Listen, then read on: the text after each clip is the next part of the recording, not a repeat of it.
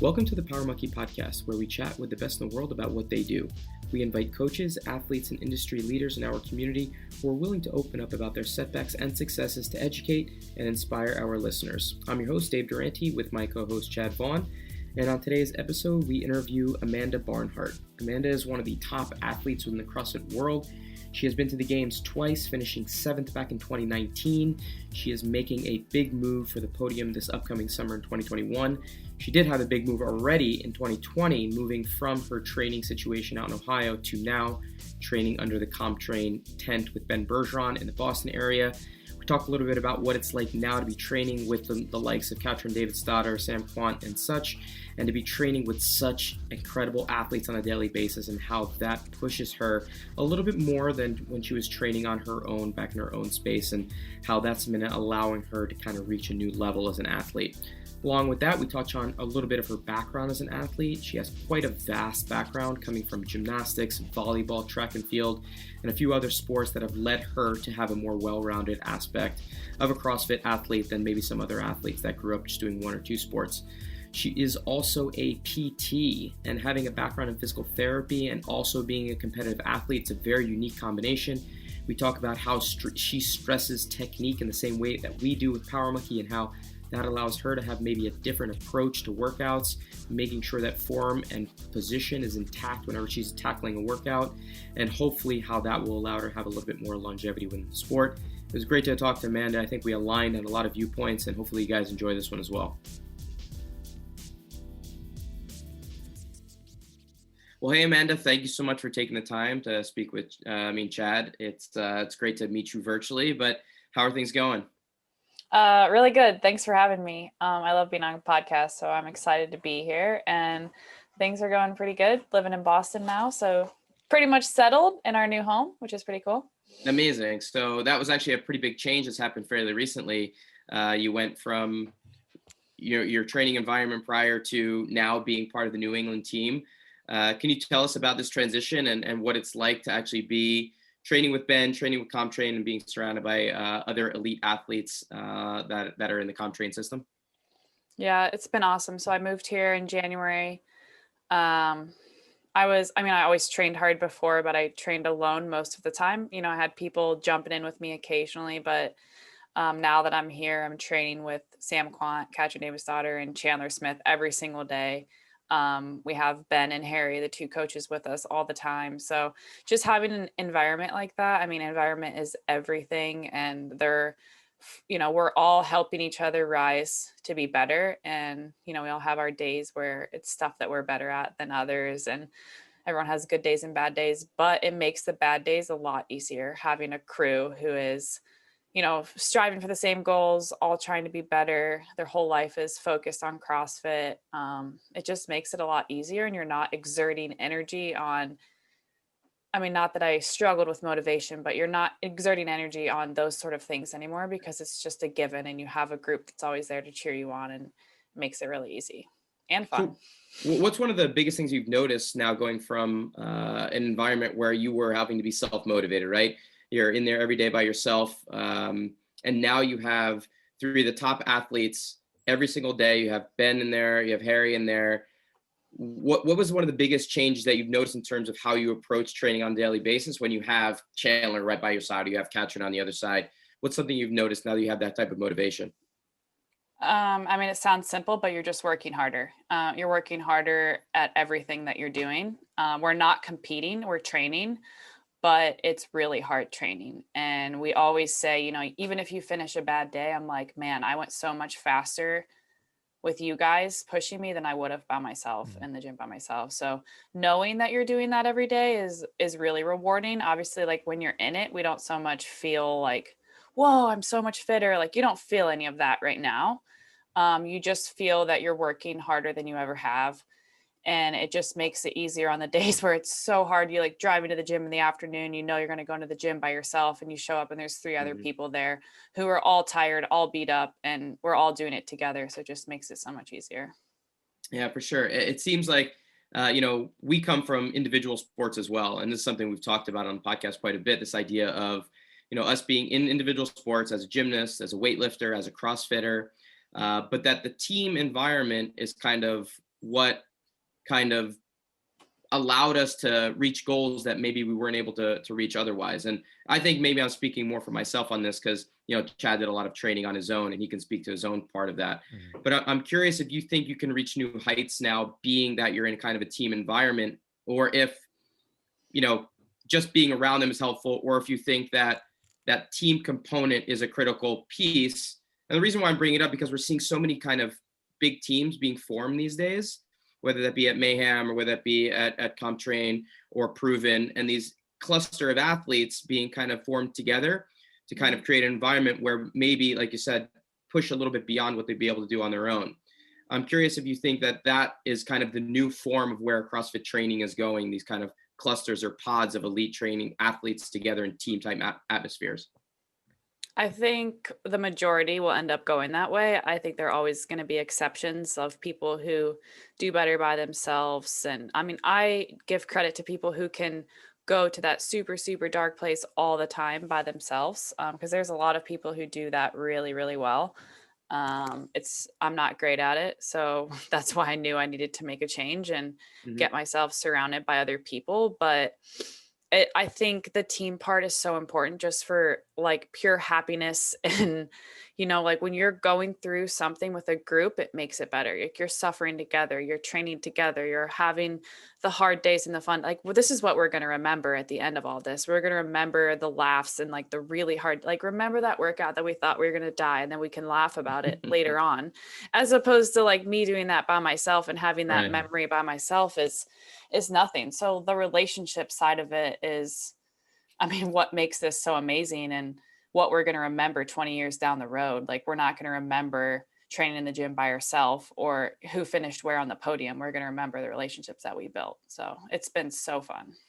Yeah, I couldn't agree more with that. To me, it's always been about the shared experiences. You win and lose together. You're going to be out on the competition floor by yourself, but the fact that you got there together, you have some, like a partner to be able to kind of share in those memories and those tough workouts. It's a critical component to be able to get to that top level. But Chad, I'm curious from your perspective, because the way you approached training was much more of being in the gym by yourself, programming for yourself.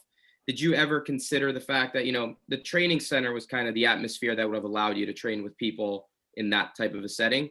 But do you think your particular personality type lent itself more to just doing better in a situation where you're by yourself? Yeah, definitely more of a loner, as you know, Dave, in all kind of ways. But I think that suited me much better. I think I thrived on that. I can still, I wasn't doing CrossFit back then, but even doing CrossFit now, Dave, it doesn't take me very long at all to get to a dark place because I'm not good at CrossFit. So I can live in that for a long time alone by myself. I'm perfectly fine with it. But there is something to be said for doing any workout, a weightlifting workout, a CrossFit workout with a group of people. And for me, I think it was more about finding the appropriate level of that, right? So me staying by myself, training alone, getting the reps in, getting the work in, mostly all by myself. But then, how many times per week, for example, should I go train with at least one other person or a few other people to get a little bit of a stimulant, to lift a couple kilos more on my heavy day, in preparation for the competition, because there's going to be other people at the competition. But for me, I made sure that I adjusted my training to that specifically, meaning that if I plan to go train with a group of people on this heavy day, then my programming is going to look a little bit different the day after and going into the next week, because even though I can do well on my own, there's no doubt that the body is just physiologically and emotionally going to do something a little bit extra when there's a group of people, especially if it's a different environment, and so for each athlete, finding what that level is and, getting used to it. So now for Amanda, it sounds like you training with 3 other people is your base, right? So that's your base. And do you kind of go below that or above that at any point in your training? And should you? I think that's kind of the question, and not really specifically for you, but the consideration for other people to take. And with what you said, Amanda, it doesn't sound like you really it wasn't really too much of an obstacle or issue for you to continue training on your own. But would you say, just to call it an obstacle for lack of a better term, would you say that was your greatest obstacle to reaching your ultimate goal, to winning the CrossFit Games, or what is your biggest obstacle towards that? I think environment has a lot to do with it. And I don't want to say I was in a bad environment. I had an incredible gym and coaches and friends and everyone there. It's just different when majority of all of my friends were just CrossFitters doing it for fun. And, the environment made it hard. So I think the environment was definitely the biggest obstacle, and changing that is really exciting because we do everything, right? We base our whole lives around this sport, and you're doing everything you can every single day. And then when you're still in an environment that isn't as optimal as it could be, it's like, you can't help but wonder, what if I did change my environment? And 2 years ago, if you would have asked me this, I would have thought like, no way this could happen. But now that it was an option and it is happening, I'm like, this is what I needed. And I'm really, really excited to see where I'm at. And as you were saying before, like the challenging part of it has definitely been trying to figure out where you are on a daily basis, because we are different athletes and our programming's similar most days, but you can't come in every single day and expect to compete and go head to head. So there are a lot of days where I feel terrible and I know I'm not going to compete, and I have to be able to be okay with the fact that I'm behind and that I'm still doing my best for today. And that's going to look different on a daily basis. And that's the hardest part, because if you're in the gym by yourself, you're not behind anyone. You're just doing your best, you're staying in your lane, and you're not having this mental freak out. That's the hardest part. You're having a bad day, you see everyone else ahead of you, and it's really easy to have a mental freak out. So that is what I've been working on since being here, knowing that still pushing harder than I would have been by myself, but mentally not killing myself over it, and realizing that it's going to happen. It doesn't dictate my fitness. It doesn't dictate where I'm going to end up. It's just where I'm at in that day. Yeah, that's a good point. And, I know looking back just from what you just said there, if I was training with a group of people on a daily basis, like the training center, and I did have, there was a month or 6-week time period where I did go train at the training center just before the Olympics in 2004. And I realized now that wasn't great for me because, one, it wasn't routine, but there wasn't really anybody there controlling my output, my effort. And so even if I had a light day scheduled, or, light for us, or for me at that time, wasn't, extremely light. It was 85 to 90%, which isn't really light.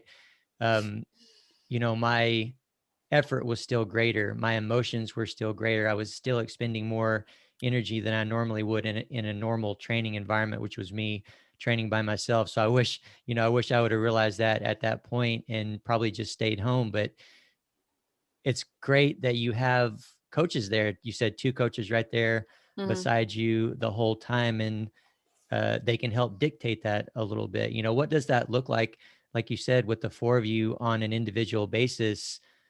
If Ben is there and notices something, how does that play out? So it depends totally. It depends totally on how you're feeling and what you need physically, and then what you need from a weakness and strengths perspective. So I've had many, many days where the coaches look at the workout and it's got something in it that I'm pretty good at. And they may say, hey, you're going to change this to chest to bar. You're going to do chest to bar while everyone else is doing something else. And that right there changes the stimulus, that changes the competitive part of it, because as soon as that happens, all of us are like, oh, we're not competing the same because the workout's different. So that in itself makes it easier to make the decision. And that does happen a lot because we're not all the same athletes. We're not always going to need the same things. And then from like a recovery standpoint, if someone has an injury going on, something's bothering them, we'll change the movement for that on the fly. Or, I've had a day where we were warming up and Ben looked at me and he was like, "Do you feel okay?" And I was like, I'm pretty tired. And he was like, "I can tell. Why don't we just go home for the day?" And I was done for the whole afternoon.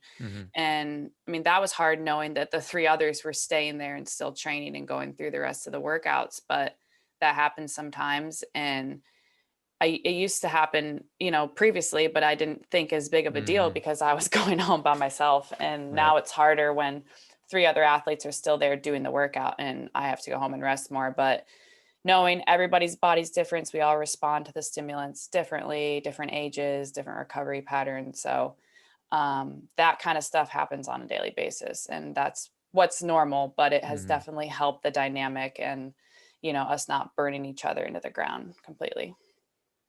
Yeah, that's beautiful. Yeah, I was just going to say that's beautiful. I love that Ben, of course, Ben's an incredible coach, and to have someone like Ben at his level of ability to be able to have your back in that way and tell an athlete that wants to be there and wants to be training that it's okay to rest. That's so hard, and something that most people can't do on their own. Most people are going to see the workout and they're going to do it, like it's written, I have to do this. No, a workout is meant to be a guide, and it's also should be meant to be adjusted on an individual basis as needed. So I love hearing that. Yeah, I just wanted to give maybe the listeners a little bit more of a glimpse into what the daily life looks like for you as a professional athlete at CompTrain under Ben right now.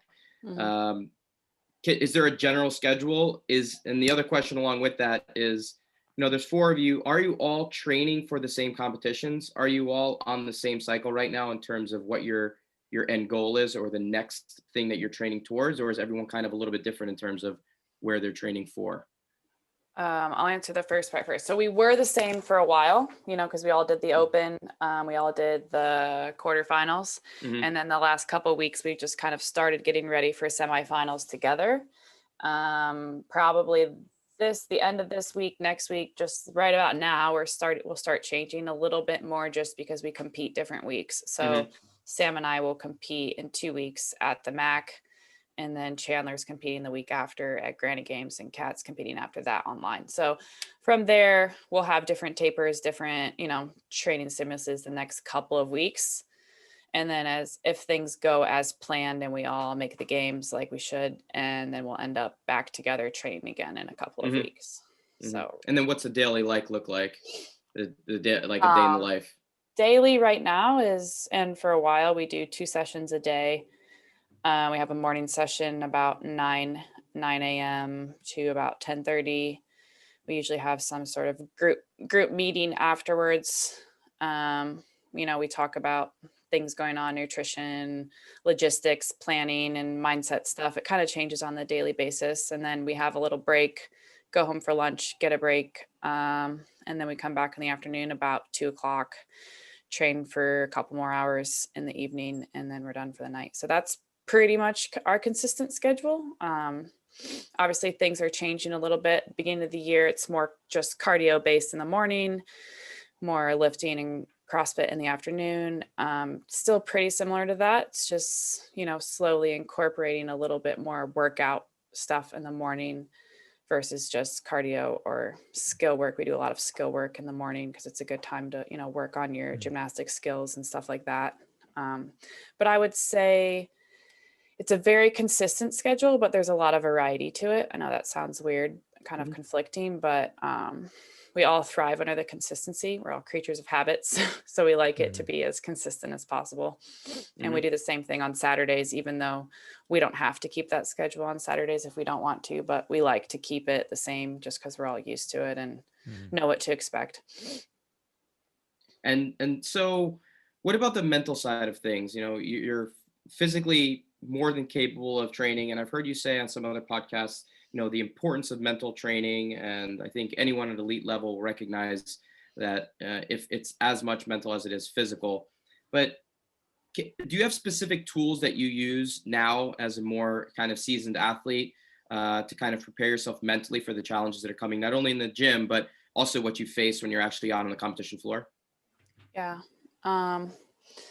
There's a lot of things I've learned and a lot of things I think about. And I think one of the biggest things I've learned is that you don't have to control your mind. You just have to be aware of your thoughts. I think, when you first think about mindset training and mental training, all this stuff, it's like this idea that you have to have complete control over your thoughts. And that's so wrong. You don't have to have control over them. It's going to happen. It's just a matter of how quickly you're aware of them and how quickly you can move on from them.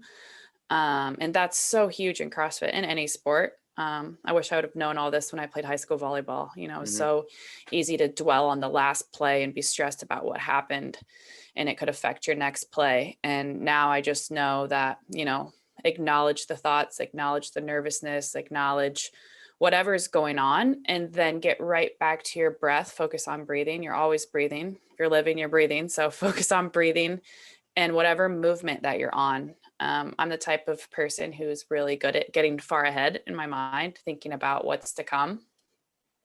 Some people are way better at that than me. They're so in the moment and they're so focused on what they're doing that they maybe should think about what's coming ahead a little bit more, but I'm the opposite. So I've learned that I really need to focus on the movement that I'm doing now and doing my absolute best at that and not worrying about what I have to do later. And I try to keep it pretty simple from there, because otherwise you can get caught up in too many little practices and too many little things. But the biggest thing is absolutely awareness of what's going on, your thoughts, and how you're letting them control you, or if you're reacting to them, or, if it's affecting your heart rate and your breathing, and your body can force you to tighten up. And so number one, awareness for sure.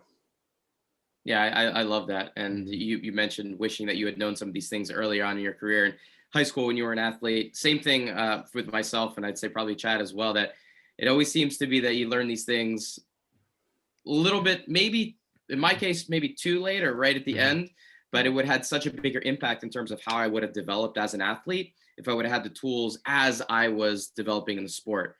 So for me, it's like, okay, I was able to utilize them towards the end of my career, but what would it have been like in terms of career trajectory if I would have been able to kind of harness the power of the mindset early on? Like, that be as important or as powerful as the number of hours that you spend in the gym when you're in high school, the number of turns that you take, or, how much you're beating up your body. And I think for any young athlete out there listening, anybody that's kind of coming up right now, I would say, and I think you probably agree, spend as much time on trying to figure out what works for you from a mental perspective as you do on, PRing your back squat and working on your handstand push-ups. Yeah. When people say they don't need it, I say, then you need it. yeah, absolutely. Well, I think with your mind, and then that transfers to your movement, you have to be very machine-like. And, the thing is that I love the way that you put that, Amanda. Like, you can't control your mind. You can't control what you're thinking. You just have to learn what to do with it. And the problem, I think, why people are shying away so much, and it's more common for people to get help in this regard these days, but they shy away from getting help with their mindset, with the mental part of the game, is because they think it makes them not tough. And they think all you have to do is be tough. You just have to be tough. You just have to be tough and go out there and make the lift. Well, it's really not near as much about being tough as it is about being skilled with your mind, skilled in the ability to overcome those negative thoughts, to transition your thinking to the positive, to, like you said, just have awareness of what's going through your mind. And what I like to do is just tell athletes, and for myself as well, is just accept and acknowledge the negative, either that did happen or that can happen, but then also remind yourself of the potential of the good that can happen, the good that you're capable of. And I think that really allows the good and what you're capable of to be more real and more possible and more usable in your execution moving forward. I love that. It's so true. It's easy to think about what if is going to happen. And, what if I fail this lift? What if I can't do this? And what if I get to the end of the workout and I die? And it's like, it's not what if happens. It's like, Ben's favorite word now is curious. Like, be curious of what is going to happen, and accept what's going to happen. It's not a fail. You're never failing in a workout. You're always just learning. Especially in training. Obviously in competition, it feels a little bit more like a fail if you blow up, but if you can go into a workout with that mindset, knowing that you're just trying to learn more about yourself and learn more about your fitness and see where your mind and your body takes you, as opposed to a panic about what could or may not ever happen. You mentioned something in there that I think is important to come back to, with regards to, yes, having some kind of global things to kind of get your mind right when you're training, when you're competing, not having so many that you become reliant on them when you're in a competitive setting. But one of the things that we used to use quite a bit, and I've always been curious about this within higher level CrossFitters, is what we used to do is try to mimic competitive settings as much as possible in training every once in a while, to kind of see if we could prepare in the gym and do the same thing out on the competition floor. So essentially, in gymnastics, we do 1-on-6, which is, one routine on every event in the men's gymnastics world. And we would, have a judge there, put on a uniform, create the environment as if we were out on the competition floor, to kind of give ourselves maybe a little bit of the jitters or a little bit of the same routine that would go into it. Have you ever, I know because CrossFit, you don't know what to expect. It's a little bit more challenging to be able to simulate that. But have you ever tried to simulate a competitive setting in a training session, or would you find that to be valuable at all?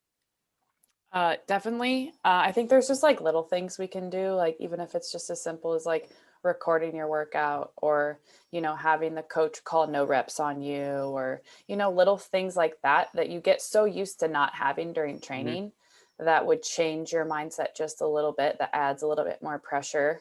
For some reason, when someone's recording, you like feel like there's a little bit more pressure. If the coach calls one no rep, you're like, oh my gosh. And then all of a sudden you're like lasered focus, not letting that happen again.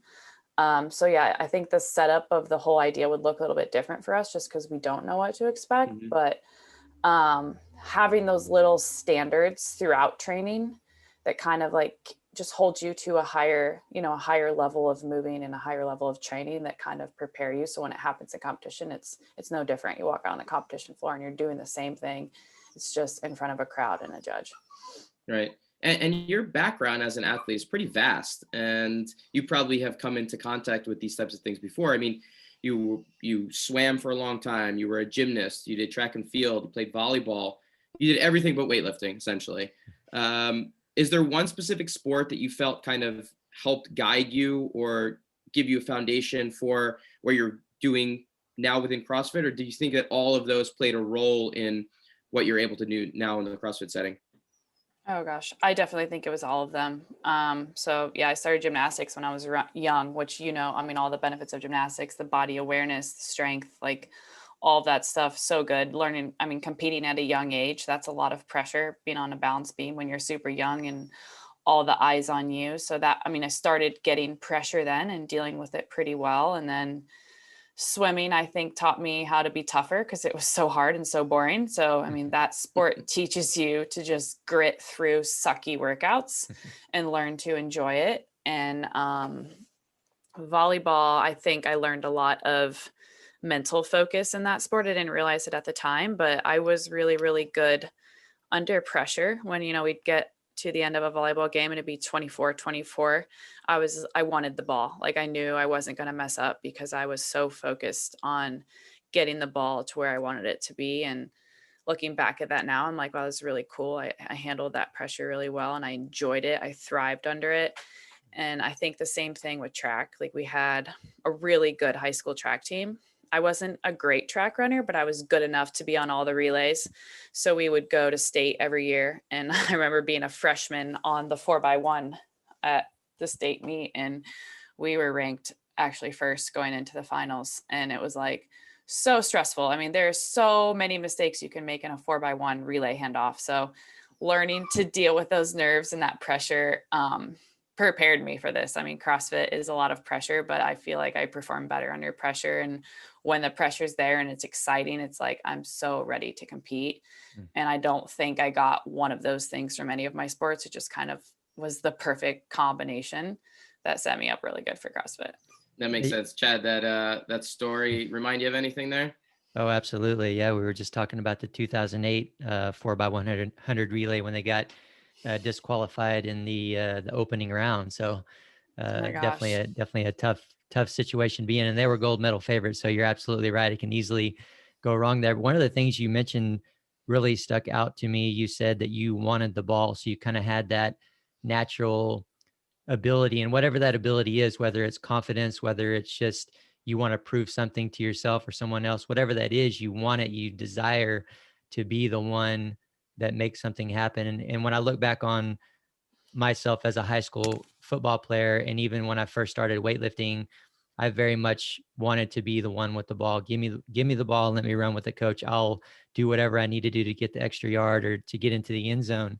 And when I look back on that, I'm still surprised. I'm like, man, where did that confidence come from? Like it confuses me now. Like I'm very interested to know what that was about myself that made me want to do that. Because what happened for me is that I lost it somewhere along the way.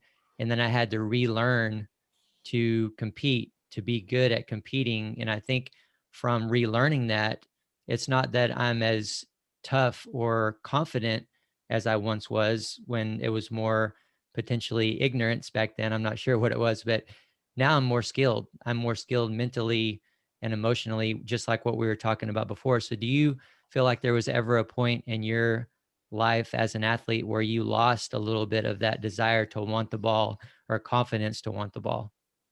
Oh my gosh, yeah. So CrossFit is one of the most humbling sports there is. And, you can be so good at CrossFit and be bad at so many things. And I Mm-hmm. think that like that takes your confidence away because it's like, man, I suck at this. I suck at this. I suck at this. It's so much, I can get so much better at so many things.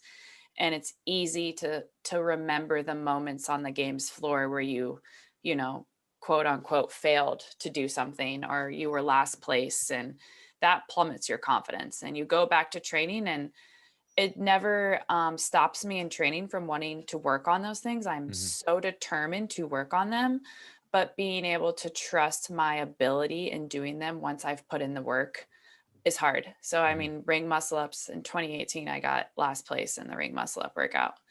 And ever since then, we've done hundreds and thousands of ring muscle ups. My ring muscle ups have come such a long way, and I'm so proud of them. And they're so much better. And the confidence is getting there, but I still do not go into a ring muscle up workout like I would a power clean workout. And I think that kind of stuff just happens over time, and you have to trust your training, and you have to know that you've put in the work and feel where your body's at in that movement. But in a sport where they're always throwing new stuff at us and they're Mm-hmm. always making it harder and people are always getting better, that I think that's one of the most challenging things, is to still have enough confidence to push yourself to your limit and to perform, but being humble enough to realize I have got a lot of work to do and I still can get so much better at so many things. It's a very fine line.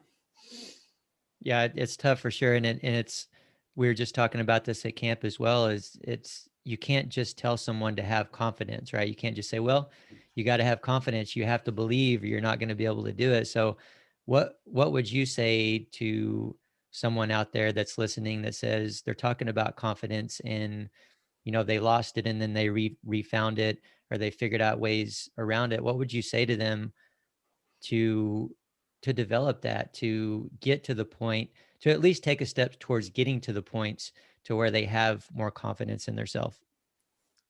I would think, I mean, the way it works for me is I'm like a really like systematical realist type person. So I'm like, what is it that makes me not confident? Like what would make me nervous that came up on the competition floor? What do I not want to see? Okay, that's what you need to hammer, and that's what you need to do. You need to get as much confidence as you possibly can in training. So you get to the point where you're like, I'm not scared of anything that's going to come up. Mm-hmm. I'm ready for it. You want to feel ready. You don't ever want to say, I hope that this doesn't happen, Mm-hmm. because that's where you're putting yourself in a really dangerous spot, especially in the sport of CrossFit. Yeah, that's awesome. I love it. And, my biggest fear where I lacked confidence for years is just being out there and missing and not doing well, like missing my competition lifts. And that was my greatest fear. I didn't have confidence that I was going to make my competition attempt. So, the biggest thing for me was, one, just accepting the reality of that and just keep trying, just continuing to show up and compete and do those competitions, but also find a way to put my thoughts on something else, like focusing on, a few very specific things within the lift so much that it drowned everything else out. And that's what I really try to talk to other athletes about and to get them to do, is to basically feel their way through the movement. So because the more that they're doing that, the less likely something else is going to sneak in and shake them and shake their confidence and everything else. But we're talking a little bit about weaknesses. You mentioned earlier that Ben might change the workout to hit something that you're weaker at to try to make that stronger. You mentioned ring muscle ups were a weakness of yours. In CrossFit, was it ring muscle ups that was your greatest weakness, or what was it, and what is it now? It's always been, for me, upper body pulling strength. So my pressing strength was pretty good overhead. My handstand push-ups, my handstand walking, pretty good. And so it wasn't just the category of gymnastics, it was the upper body pulling gymnastics that I always struggled with. So we have just built the strength a lot. A lot of it was, at the beginning, it was a strength issue, and then it became more of a skill issue. So I was like, better at strict chest to bar than I was at kipping chest to bar, just because it's a technique thing. It's a stamina issue. There's so many things that go into that. It's not as simple as just do chest to bar or just do muscle ups. Kipping muscle ups, it was a technique issue more than it was a strength issue, because my strict were pretty good. So just, breaking down the technique, working on that. I would say upper body pulling is, it's hard to know because I haven't been in the field, a true, we did the games last year online and it's not the same. It's 4 or 5 tests. I haven't had a full weekend of tests since 2019 and I've worked on a lot since then. So it's hard for me to know exactly.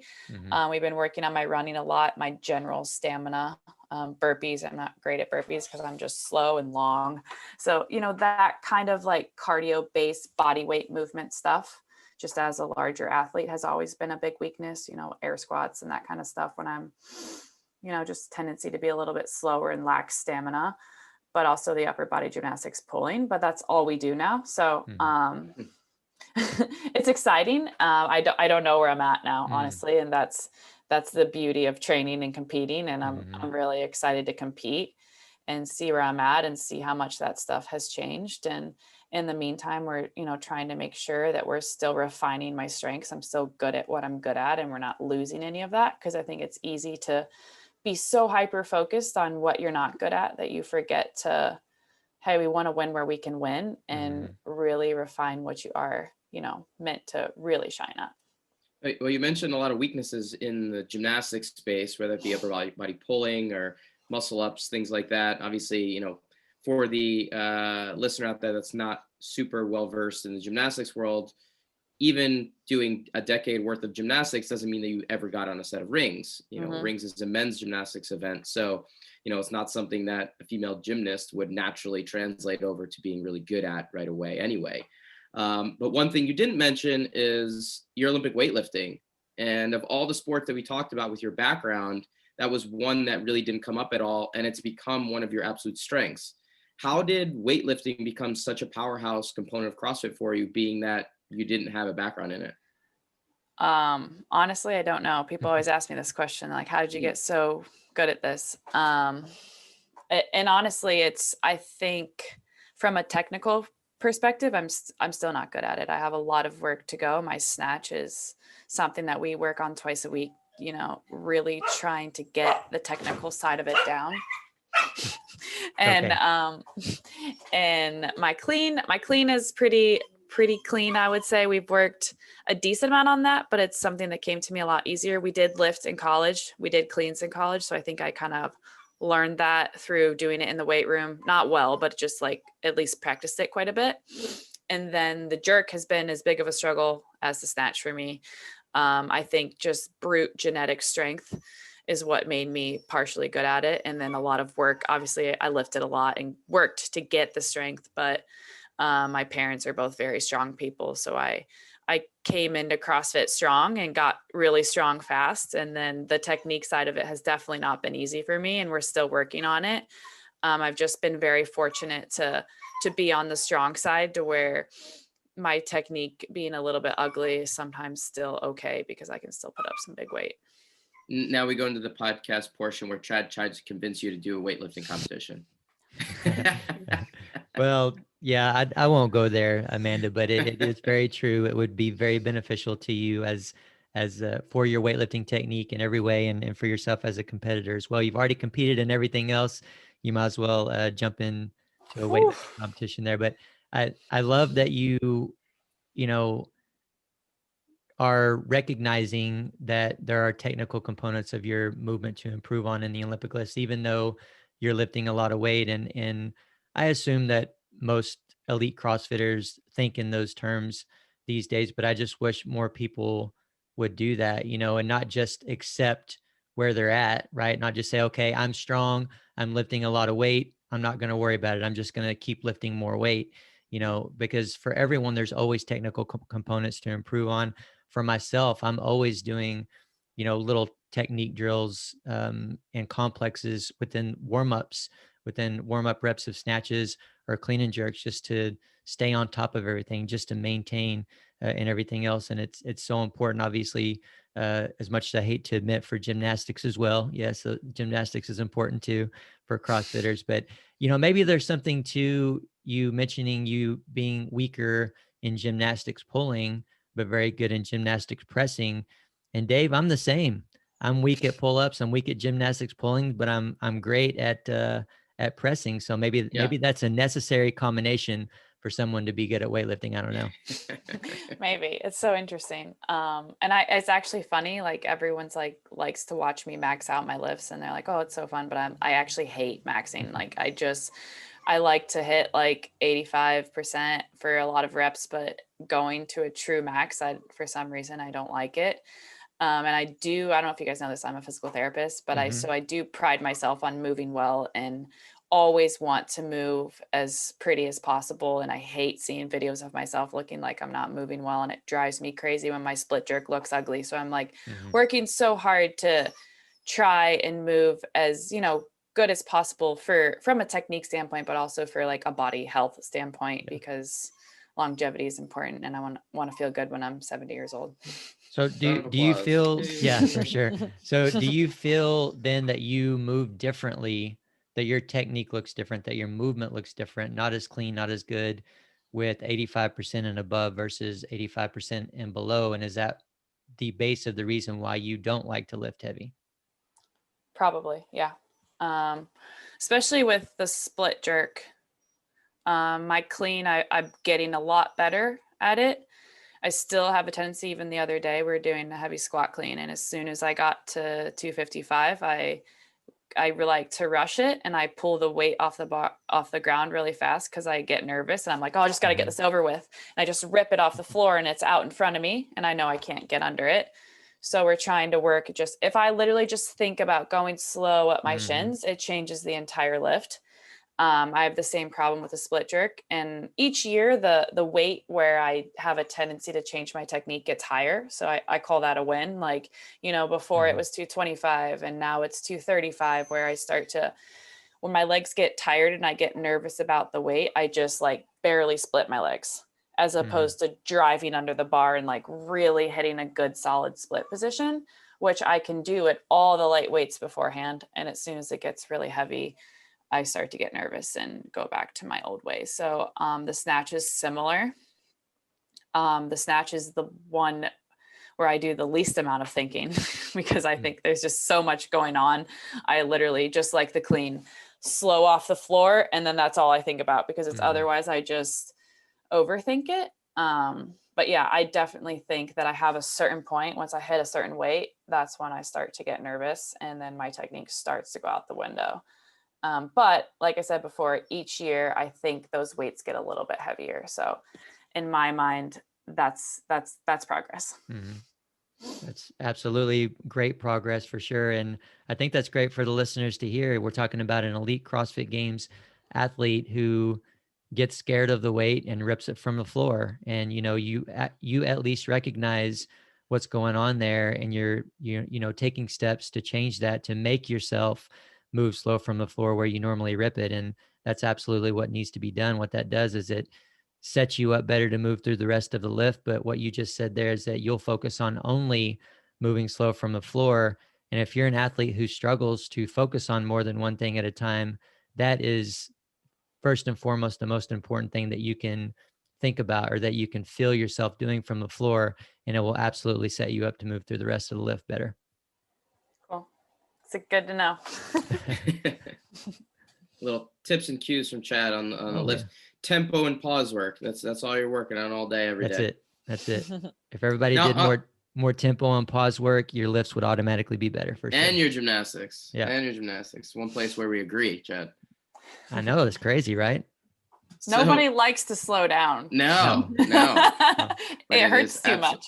Well, it goes back to what you talked about from before, longevity. How long do you want to be doing these things? How long do you want to be healthy, not just kind of get through a workout as quickly as possible? So if we can convince people that, and you're a prime example of someone that, people want to strive to emulate at that highest level.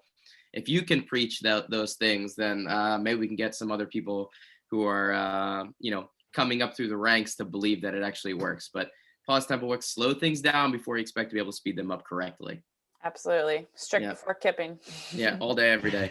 Now on the PT side, how big of a role is that in terms of how you approach some of these things? I think, you mentioning the focus on technique and position, especially when you get towards your max lifts.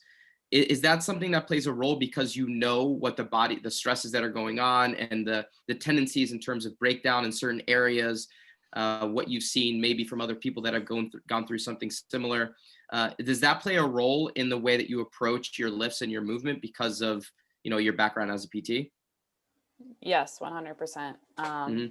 Affects everything. I think about, what position my shoulders need to be in when I'm doing pull-ups. And I think about what position I need to be, squeezing my glutes in the bottom of the squat and keeping my knees out and making sure my feet are activated and my chest upright in my front squats. I mean, I am like super dialed in about all of that to a point where it's almost a fault. Like I hate GHD sit-ups because I'm like, why do I have to do this? I'm like hyperextending my spine. It hurts my back. I don't like it, but it's part of the sport. I have to do it. So I just need to get over that sometimes and just get through it. But from a warm-up perspective and a rehab perspective or prehab, you want to call it, if I'm, preventing injuries, it's definitely an advantage because I know exactly what I need to do and, know what it needs to feel like and what it should look like. And I think it has definitely helped me a lot and helped me learn how to move well. I don't think I just started CrossFit moving well. I think I've developed it over time. And every time I see a video of myself not moving well on something, I'm like super determined to figure out how I can change it to make sure I'm moving really, really good. Yeah, I think that's an incredible combination. I think Chad will echo this. But one of the things that have allowed both of us to become better coaches is when we started to work more closely with our PTs, whether that be Dave Tilley and Dan Pope from Champion, or now Mike Pavlik, who you're a former classmate of in high school and college, who's part of our Power Monkey staff, to be able to take some of the knowledge from the PT world and apply it to the technique work that we do, and to say, okay, maybe these are some things that weren't optimal. They were just done because previous generation did them. But let's try to modify them so that from a PT and a movement perspective, it's going to allow you to kind of have some longevity within that. So I think you're kind of like, you're the next generation of athlete, someone that understands the body and the movement pattern and be able to kind of make adjustments accordingly because you know where the stress is being done. It's such a critical piece that I hope other people understand. That you don't have to go to PT school, but to align yourself really well with a PT who knows the movement patterns and the stresses that a CrossFitter is actually going through. It's much different than just going to a PT clinic and saying, I did 100 GHD sit-ups and my back hurts because of it, and them having no idea exactly what you're talking about. So you're like so well suited to be able to kind of tie those worlds together. Yeah. And I think I do it more than I realize, like in the middle of something, I feel something and I'll like change my foot position and think about squeezing my glute or squeeze my core a little bit tighter because my hip is clicking, or, I instantaneously make changes that I know that will affect my movement and how my body's feeling in that moment that I know normal people don't do.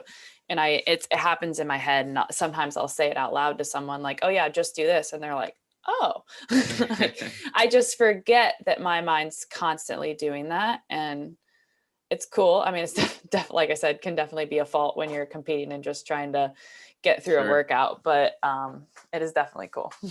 Now, along those same lines, this might be a challenging conversation to have, but I think it's a necessary one. Are there specific movements from a PT perspective, not just from a competitive CrossFitter perspective, that you think are damaging in terms of longevity for average CrossFitter not looking to compete? You mentioned GSC sit-ups, but are there others that you think are not super beneficial in terms of long-term health that you're seeing being done for high volume in competition settings? Oh yeah, absolutely. So obviously GHD sit-ups, I mean, everyone likes to have like the popping rectus abdominis abs, but you can do hollow holds and get your deep core. And I just don't think it's necessary. It doesn't necessarily mean you're going to hurt your back if you do GHD sit-ups. I just don't think it's necessary. There's way better ways to stabilize and strengthen your core that don't involve that. And you'll probably won't have a headache afterwards anyway. So, and then handstand push-ups, you know, they're fun and they're cool too. Yes. It depends on who you're watching. I mean, some people have control, but most of the time it's just like, do we really need to cram our necks down over and over and over again? I don't think we need to do it. Strict is a different scenario because you are controlling it. Thank you. Before you jump to the next one, I just want to, again, round of applause because I didn't bait you into that at all. I'm glad you brought it up because that came up quite a bit at our Power Monkey camp last week. When we were doing our groups, I had a lot of conversations about handstand push-ups in general. And, you know, I have a very similar take with regards to the benefits of a kipping handstand push-up.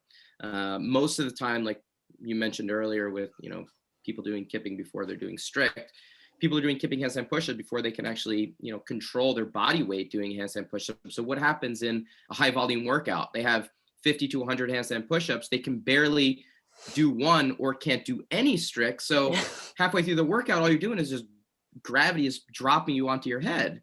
And saying for longevity, for health's sake, is that something that's beneficial for that particular athlete? Now, in a competitive setting, separate conversation, but from my perspective, strict handstand push-ups should be the variation that we see as opposed to kipping, but I will let you continue. No, I totally agree. I mean, how many times I've never seen someone who has a very rare, unless it's some guy who's just strong and got into CrossFit, that can do a strict before they try kipping. And then you think, can they even hold a handstand on the wall for longer than 30 seconds without their shoulders convulsing because they're so tired? Like that right there, I'm like, hello, you should not be doing this. I feel the same way about pull-ups, but that one, I don't know if I'll ever win. People want to swing and I'm like, can you do a strict pull-up? No. And you can tell if you're good, you can tell by watching someone do a kipping pull-up if they look strong enough to do a strict pull-up. And usually it's not good. And they're going to come to me with shoulder pain eventually. Right. So yeah, that also is another, I think that should, if that was the rule in the CrossFit gym, I think it would save a lot of people from a health perspective. I understand from a competitive perspective how that would make it very challenging when, you know, someone next to you is stronger and has been there longer and has earned the right to do kipping and they're beating you. But I think that there could be some happy medium where we scale the reps and it's 5 strict versus 15 kipping, and wherever you are on the scale of, you know, your strength and your time in CrossFit is when you've earned the right to move on to the next stage. I think some kind of standardization of that would help a lot of shoulder injuries. Yeah, I 100% agree. Actually, this is a conversation that we had on a CrossFit. I don't remember what it was. It was about 8 or 9 years ago. And it's how I met Dan Pope, our, you know, Power Monkey, one of our Power Monkey PTs. We were on a panel discussion about kipping versus strict about 8 or 9 years ago at CrossFit headquarters.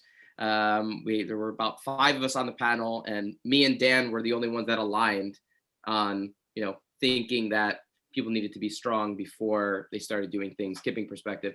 And it's kind of molded the group that we have within Power Monkey, that we all kind of have a similar mentality and a similar take on the progressions and the things that you need to do step by step to be able to have a healthy and long career within this. And to also understand that, you know, what's the percentage of people that are you, Amanda, that are trying to compete and win and go onto the podium at the CrossFit Games? That's minuscule compared to the average CrossFitter that's just doing it for quality of life. And those are two things that we really need to consider. Like, what are you trying to get out of this on a daily basis? Yes, we're all competitive. Yes, we want to try to beat our previous time or the person next to us, but we also want to come back and do it again tomorrow. So it's something that we always have to constantly weigh. I think it's like from a coaching perspective too. And like, I don't even coach CrossFit, but this is just my standpoint. Like, first, the workouts put on the board and there's suggestions. Everything's always a suggestion.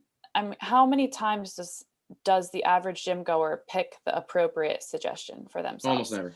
Yeah. So that's what bothers me. It's like there's push-ups in the workout. They always say it's okay to go on your knees. No one goes on their knees until they're absolutely dying. And then we have this like protracted shoulder going forward and they're doing push-ups and then their shoulder hurts. And it's like, you did 100 push-ups when you should have done all of those on your knees with good shoulder retraction and good shoulder positioning. But no one told you, hey, I want you to start on your knees. They just give it as an option for the scale. And of course, if you can do one regular push-up, why would you scale on your knees? So I think that kind of stuff, I'm not saying it could never change. I absolutely think it could, but I think it starts from coaching and being able to change like what the standard is in the gym and like what is normal, and not just saying like, oh yeah, we told him the scale is an option, and like knowing that like that's not going to happen unless it becomes more of a, I think you should do this, I think you should do this, I think you should do this, more of an individualized type scenario within the gym. It's difficult. It's definitely not an easy situation. Go ahead, Chad. I was just going to say, I mean, I know as a CrossFit coach, I don't coach CrossFit anymore. Maybe once in a long while, but, for many years coached it very regularly, 5 to 6 classes a week, and that just kind of dwindled down. But I know that in that setting for me and for many coaches, it got very easy to get lazy and lenient with that stuff. It is difficult as a coach to stay on top of those things. For weightlifting, it was easier for me because one, that's my specialty, but also in CrossFit is one thing. CrossFit class and people that come to CrossFit class, most of them are there because they want to breathe hard. They want the community. They want to get a good workout in. But when you come to weightlifting class, especially the way that we set it up, you know what you're getting into. You're getting into a lot of technique work, moving slow. Like you said earlier, Dave, a lot of tempo work and a lot of pausing. And that's mobility work. And that's what we're doing. That's what you're there for. You understand it. So it's easier for me as a coach to stay on top of those things when it's set up in that way. And I completely understand a CrossFit coach getting lenient, but I think we have to be motivated. We have to find some sort of motivation to stay on those athletes, to keep them safe, to keep them healthy, because we as humans, unfortunately, usually have to learn the hard way, right? And the only way that we're going to change our mindset and do the appropriate modifications on our own is if we have a major or maybe a major injury or a recurring injury. So my shoulder keeps flaring up and hurting once every 2 to 6 months, and I have to completely stop training or do this and that and this and that to heal it up. But it's because you're not modifying appropriately, as you mentioned, Amanda. Right. And I was going to say, like, from my physical therapy perspective, it's so easy for me to do that. From a coaching perspective in a CrossFit gym, it's so much harder. So easy for me as the PT to be the bad guy and say, hey, I see there's pull-ups in the workout today. Let's do strict. I see there's push-ups. Let's do them on their knees. And they're going to listen to me because they want to get their shoulder better. And they're already in physical therapy. But having someone in a CrossFit gym who's not hurt yet, and they're just excited to work out, that perspective makes it so much more difficult.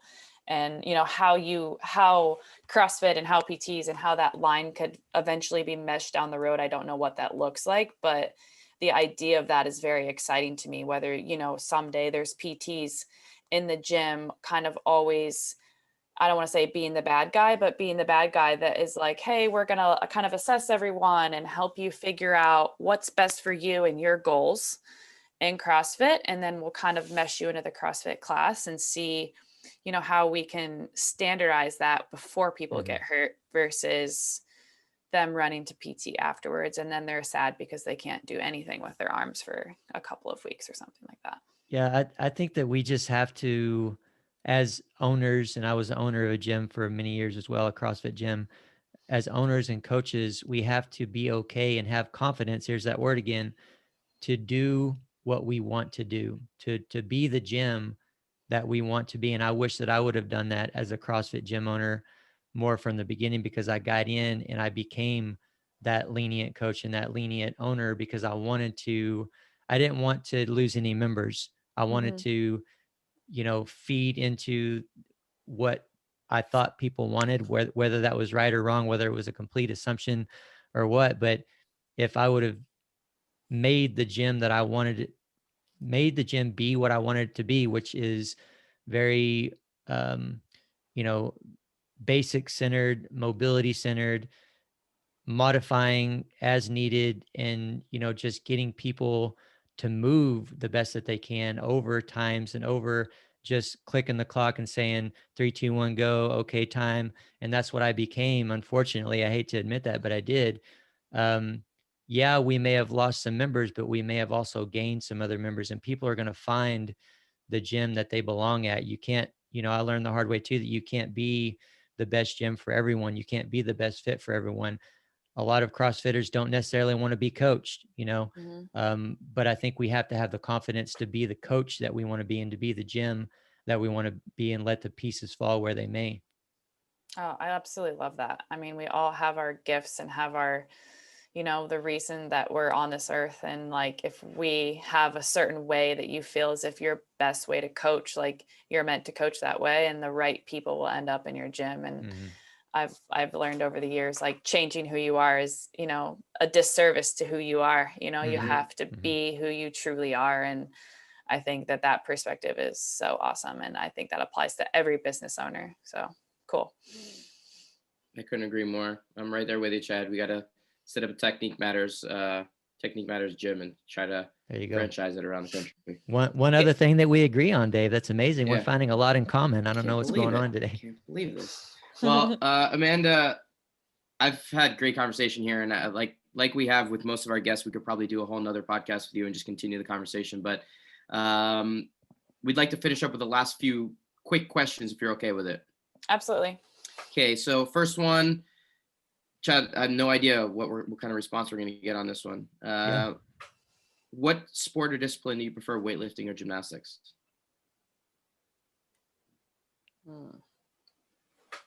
She's thinking about it. Okay. I have to say gymnastics. Wow. It was like my first love. I thought I was going to be an Olympic gymnast when I was 6 years old. So fair enough. But you got my hopes up. That was quite a pause. Yeah, I do love lifting though. Like now I love lifting, but like my soul started in gymnastics. Sure. Fair enough. All right. Question 2. Is there any guests that you think would be great to have on the podcast? Anybody that comes to mind that you'd like to see us have on here? Oh gosh. I don't know. I don't have anything good that's coming to mind right now. Sorry, that's so blank. You know who we got to get? Who you're on every day? We got to get Ben on. He's awesome. Ben on, yeah. Okay, yeah, get Ben. We got to definitely make that happen. Well, Katrin as well. We haven't had Katrin on yet either. That's true. We haven't had Katrin either.